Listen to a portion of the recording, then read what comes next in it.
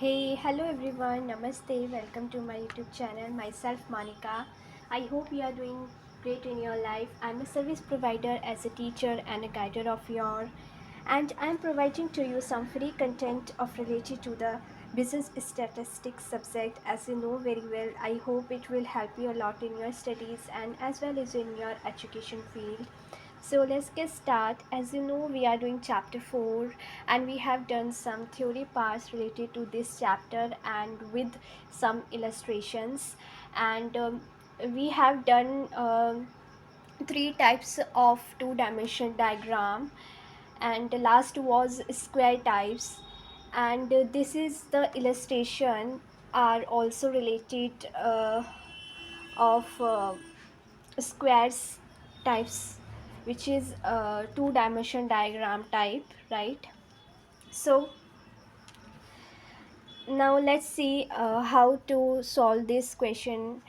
So represent the following information by subdivided squares. यहाँ पे आपको जो information दी हुई है उसको सब डिवाइडेड स्क्वायर्स के थ्रू रिप्रेजेंट करना है डाटा को. सो यहाँ पे सिटी दी हुई है A and B and literate and illiterate and total population given है.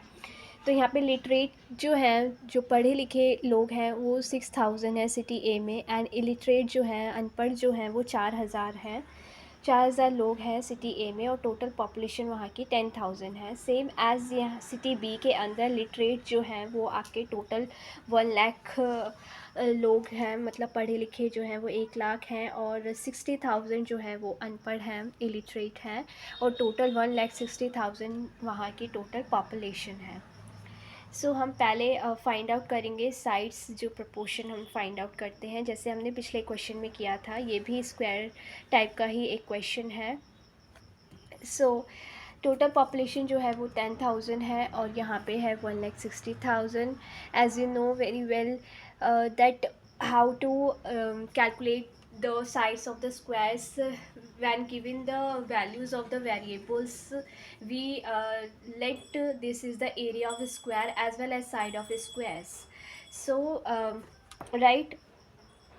सो इधर भी मैंने ऐसे ही किया है.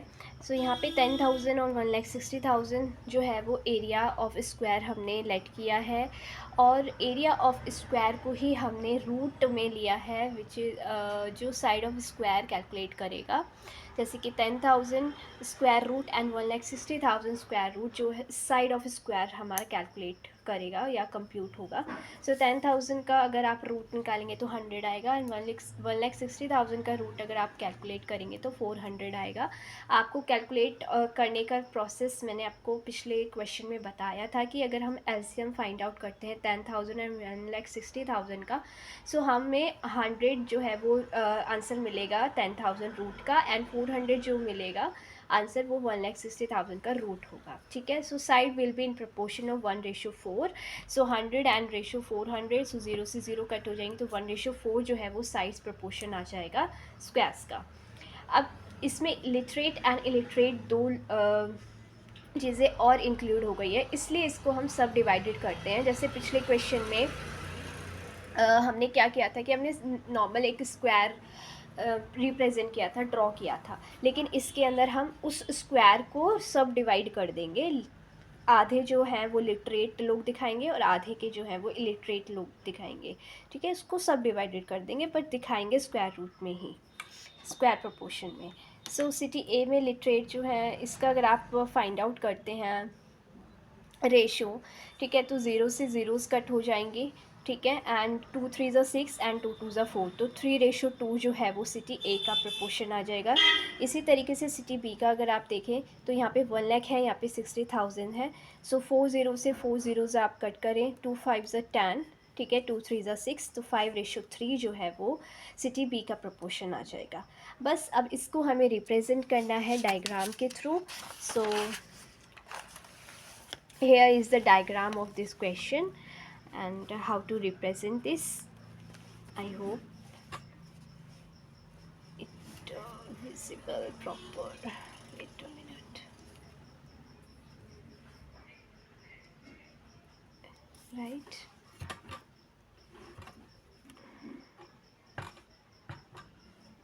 I'm sorry.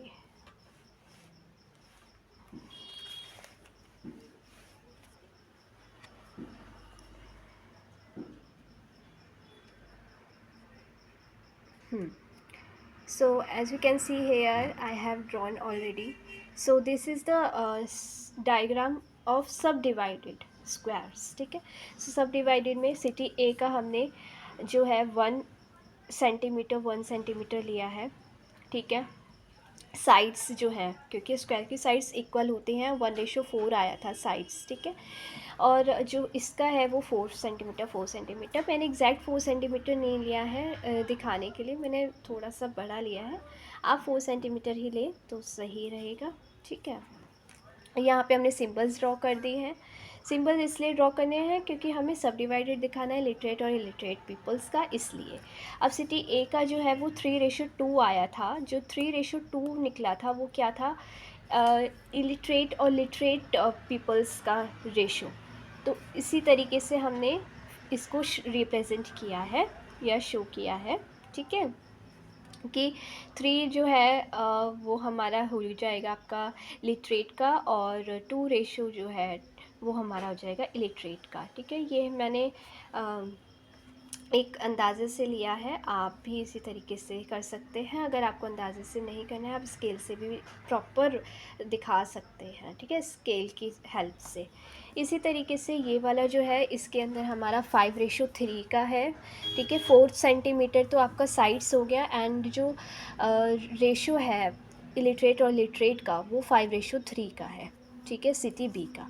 सो इसी तरीके से सब डिवाइडेड स्क्वायर टाइप जो है वो रिप्रेजेंट होता है. पिछले क्वेश्चन में हमने नॉर्मल स्क्वायर रिप्रेजेंट किया था डायग्राम, इसमें हमने सब डिवाइडेड स्क्वायर को रिप्रेजेंट किया है, ठीक है. सो ये हम तब शो करते हैं जब हमारे वेरिएबल्स जो होते हैं वो ज़्यादा होते हैं, डाटा ज़्यादा होता है, जिसको हम रेक्टेंगुलर शेप से नहीं रिप्रेजेंट कर सकते हैं या परसेंटेज फॉर्म में नहीं रिप्रेजेंट कर सकते, तो इसलिए इसको हम स्क्वायर के थ्रू रिप्रेजेंट करते हैं डाटा को, ठीक है. सो आई होप आपको अच्छे से समझ आया होगा. Thank you so much everyone, and always be happy and stay healthy and be positive, and may God bless you. Thank you so much everyone.